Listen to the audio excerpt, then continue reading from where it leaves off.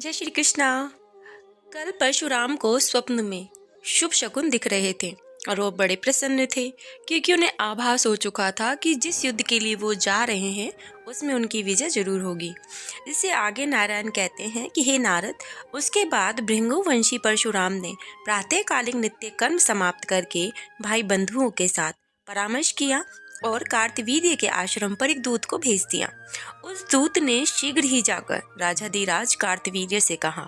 उस समय राजा मंत्रियों से घिरे हुए सभा में बैठे हुए थे। परशुराम का दूत बोला कि हे महाराज, नर्मदा नदी के तट के निकट अक्षयवट के नीचे भृंगुवंशी परशुराम भाइयों सहित पधारे हैं।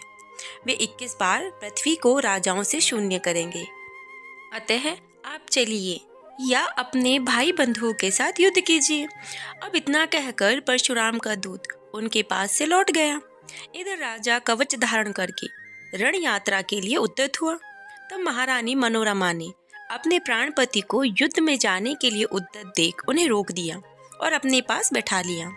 तो हेम ने मनोरमा को देखकर राजा के नेत्र और मुख प्रसन्नता से खिल उठे। फिर तो उसने सभा के बीच रानी से अपने मन की बात कही। कार्तवीर्य अर्जुन कहने लगा, हे प्रिय, जमदग्नि के महान पराक्रमी पुत्र परशुराम भाइयों के साथ नर्मदा तट पर ठहरे हुए हैं। वे मुझे युद्ध के लिए ललकार रहे हैं। उन्हें शंकर जी से अस्त्र और श्री हरि का मंत्र तथा कवच प्राप्त हो गया है। अतः वे 21 बार भूमि को भूपालों से हीन कर देना चाहते हैं। इस समाचार से मेरे प्राण कांप उठे हैं। मन बारंबार क्षुब्ध हो रहा है और मेरा बायां अंग निरंतर फड़क रहा है। तो हे प्रिय, मैंने एक स्वप्न भी देखा है, तुम उसे सुनना। मैंने देखा मैं तेल से सरोवर हूँ, लाल वस्त्र धारण किए हूँ, शरीर पर लाल चंदन लगा है, लोहे के आभूषणों से भूषित हूँ, फूलों की माला पहने हूँ और गधे पर चढ़कर हंस रहा हूँ। बस बुझे हुए अंगारों की राशि से क्रीड़ा कर रहा हूँ।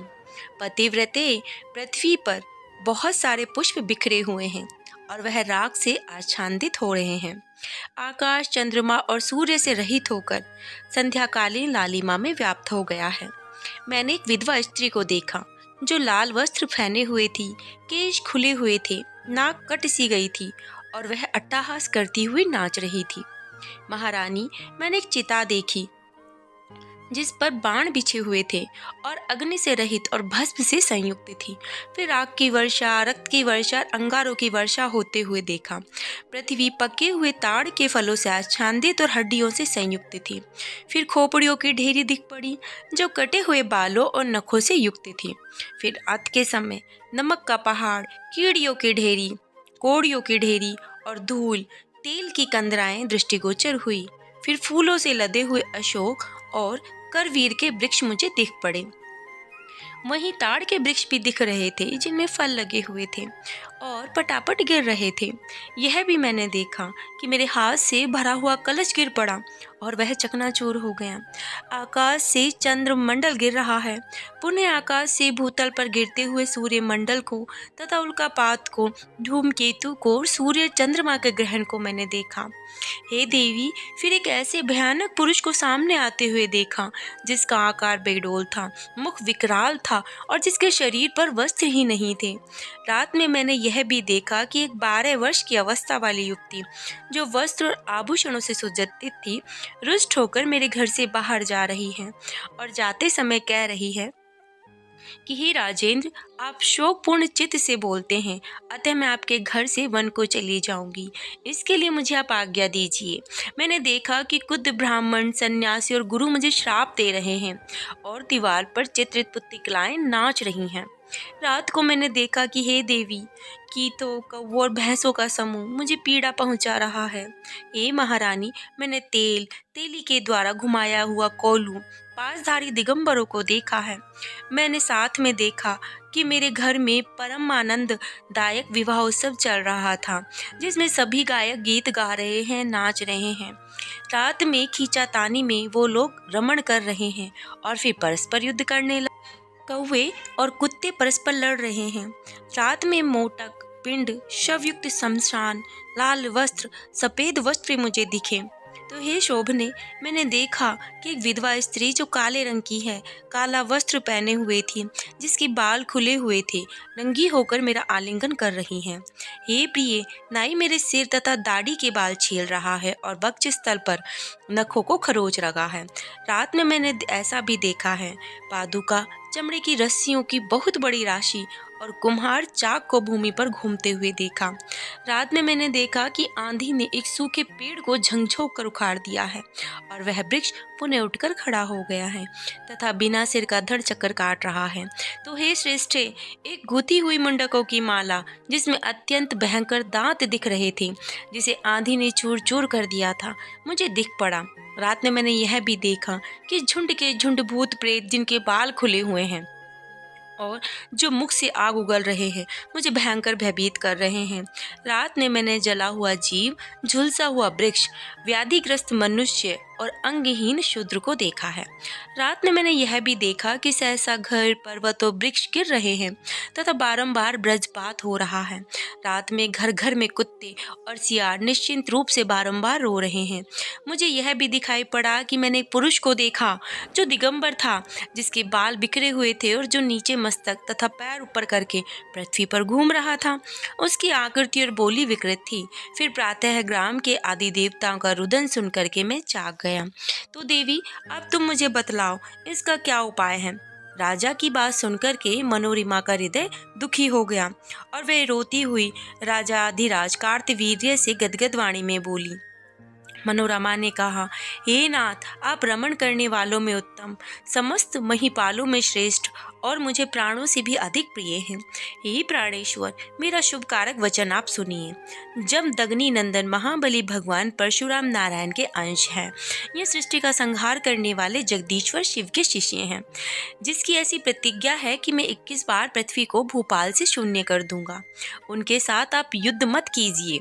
पापी रावण को जीतकर जो आप अपने को शूरवीर मानते हैं, यह आपका भ्रम है, क्योंकि उसे आपने नहीं जीता था, बल्कि वह अपने पाप से पराजित हुआ था। क्योंकि जो धर्म की रक्षा नहीं करता, उसका भूतल पर कोई रक्षक नहीं हो सकता। वह मूर्ख तो स्वयं ही नष्ट हो गया, वह जीते हुए भी मृतक के समान है। जो धर्म के तथा शुभ अशुभ कर्म के साक्षी और आत्माराम है, वे निरंतर अपने अंदर वर्तमान हैं, परंतु आपकी बुद्धि मोहच्छान्न हो गई है, अतः आप उन्हें देख ही नहीं सकते हैं। तो हे नरेश, उत्तम धर्मात्माओं की जो जो स्त्री पुत्र आदि तथा समस्त ऐश्वर्य की वस्तु हैं, वे सभी जल के बुलबुलों के समान सदृश्य, अनित्य और विनाशशील हैं। इसलिए इस भारत में संत लोग संसार में स्वप्न सदृश मानकर निरंतर धर्म का ध्यान करते हैं और भक्ति पूर्वक तपस्या में रत रहते हैं। हे राजन, मालूम होता है कि दत्तात्रेय जी ने जो ज्ञान दिया था, वह सब आप भूल चुके हैं। यदि फिर भी आपका मन ब्राह्मण की हत्या करने के लिए प्रवृत्त हुआ है, तो आपको मनोविनोद के लिए शिकार खेलने जाना चाहिए। वह ब्राह्मण के आश्रम में ठहरकर आपने अपूर्व मिष्टान का भोजन किया और व्यर्थ ही आप ब्राह्मण को मार डालना चाहते हैं। जो गुरु ब्राह्मण देवताओं का अपमान करता है, उसके इष्ट देव उस पर रुष्ट हो जाते हैं स्वामी, और विपत्ति उसे आ घेरती है। अतः हे राजेंद्र, आप दत्तात्रेय जी के चरण कमलों का स्पर्श कीजिए और उनको स्मरण कीजिए, क्योंकि गुरु भक्ति सबके संपूर्ण विघ्नों का विनाश करने वाली होती है। अब आप गुरुदेव को भली भांति अर्चना करके उन भृंगु नंदन की शरण ग्रहण कीजिए। परम बुद्धिमान राजा कार्तवीर्य ने मनोरमा की बात सुनकर उसे समझाया और पुनः रानी को उत्तर दिया। कार्तवीर्य अर्जुन ने कहा, हे कांते, तुमने जो कुछ भी कहा वो मैंने सब शांतिपूर्वक सुन लिया है। अब मैं जो कहता हूँ तुम उसे शांतिपूर्वक श्रवण करना। शोक पीड़ित लोगों के वचन सभाओं में प्रशंसनीय नहीं माने जाते हैं। तो हे सुंदरी, कर्मभोग के योग्य काल आने पर सुख दुख, भय, शोक, कलह और प्रेम ये सभी होते रहते हैं, क्योंकि काल राज्य देता है। काल मृत्यु और पुनर्जन्म का कारण तो होता ही है। काल संसार की सृष्टि करता है और काल ही पुनः उसका संहार भी करता है और काल ही पालन करता है। काल भगवान जनार्दन का स्वरूप है, परंतु श्री कृष्ण उस काल के भी काल और विधाता के भी ब्रह्म है। सृष्टि का आविर्भाव और तिरोधान उन्हीं की आज्ञा से होता है। मनुष्य के सारे कार्य उन्हीं की आज्ञा से होते हैं, परंतु इच्छा से कुछ भी नहीं होता। महाबली भगवान परशुराम नारायण के अंश हैं। यदि उन्होंने ऐसी प्रतिज्ञा कर ली है कि मैं 21 बार पृथ्वी को राजाओं से शून्य कर दूंगा, तो हे रानी, तुम ध्यान से सुनो, उनकी वह प्रतिज्ञा विफल नहीं हो सकती है। साथ ही मैं यह निश्चित रूप से जानता हूँ कि मैं उनका बंदी हूँ। तब भला भविष्य की सारी बातें जानकर भी मैं उनकी शरण में कैसे जा सकता हूँ, क्योंकि प्रतिष्ठित पुरुषों की अपकीर्ति मृत्यु से भी बढ़कर होती है और बड़ी ही दुखदायिनी होती है। इतना कहकर के सम्राट कार्तवीर्य ने समरभूमि में जाने के लिए उद्यत होने के लिए बाजा बजवाया और अपने मांगलिक कार्य संपन्न करवाए। वह असंख्य राजाओं को, 3 लाख राजाधिराजों को, महान बल पराक्रम से संबंध 100 अहोक्षणी सेनाओं को तथा असंख्य घोड़े, हाथी, पैदल सिपाही और रथों को साथ लेकर रथ यात्रा के लिए तैयार होते हैं। उसे कवच और बाण सहित अक्षय धनुष धारण करके यात्रा के लिए सम्मुख देखकर साध्वी मनोरमा स्तंभ हो जाती हैं। इससे आगे नारायण कहते हैं कि हे मुने, मनोरमा ने अपने स्वामी के मुख से भविष्य की जो बातें सुनी, जो भी राजा कार्तवीर्य को स्वप्न में दिखाई दिए, मनोरमा ये जान गई थी कि वो सब ही अपशगुन हैं और ये बातें अवश्य ही सत्य होंगी।